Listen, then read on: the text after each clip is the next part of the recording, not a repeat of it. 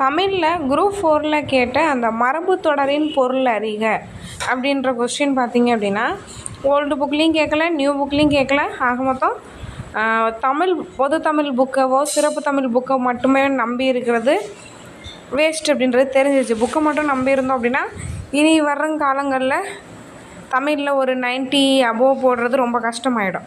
ஓகேவா? ஸோ இந்த மரபு தொடர் இந்த புக்கு வந்து நான் உங்களுக்கு சென்ட் பண்ணியிருக்கேன்.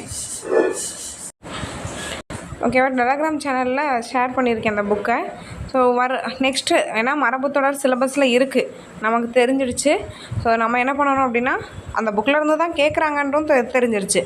ஸோ நமக்கு முக்கியமானது எல்லாத்துக்குமே வந்து பார்த்து வச்சுக்கரலாம். ஓகே, என்ன கேட்டிருக்காங்க அப்படின்னா வேலை பிசகு அப்படின்றது தீய காலம்.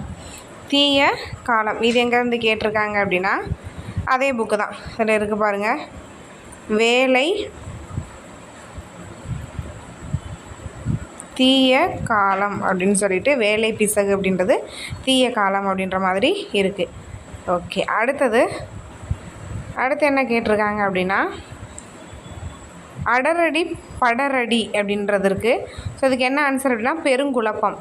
அகட விகடம் அப்படின்றதுக்கான ஆன்சர் தந்திரம். விகடம் அப்படின்னாவே தந்திரம். அடுத்தது ஈரொட்டு அப்படின்றது உறுதியின்மை. கை கூடுதல் அப்படின்னா சித்தி அடைதல். இதெல்லாம் எங்கே இருக்குது அப்படின்றத பார்க்கலாம். ஓகேவா? கை கூடுதல்,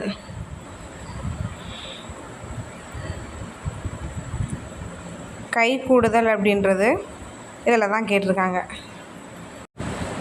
சித்தி அடைதல் அப்படின்னு கை கூடுதல் அப்படின்றதுக்கு ஆன்சர் இருக்குது இந்த புக்கில். அடுத்தது பாருங்கள், ஈரொட்டு அதுவும் இதில் தான் இருக்குது, உறுதியின்மை. அதுக்கப்புறம் பார்த்தோம் அப்படின்னா அகட விகடம், தந்திரம் மற்றும் தட்டு மாற்று அப்படின்னு 2 பொருள் இருக்குது. தட்டு மாற்று அப்படின்ற ஒரு பொருளும் இருக்குது. அடுத்து அடரடி படரடி அப்படின்றது பெருங்குழப்பம். ஸோ இந்த புக்கில் நம்ம பார்த்து படிக்கிறதே கொஞ்சம் கஷ்டமாக தான் இருக்குது. ஸோ இதிலேருந்து என்ன பண்ணியிருக்காங்க அப்படின்னா கேட்டிருக்காங்க. ஏன்னா மரபு தொடர் பழமொழி அந்தளவுக்கு நமக்கு தமிழ் புக்கில் இல்லை. ஸோ இந்த புக்கு நம்ம வந்து அடுத்தடுத்த எக்ஸாமில் நம்ம படிக்கலாம்.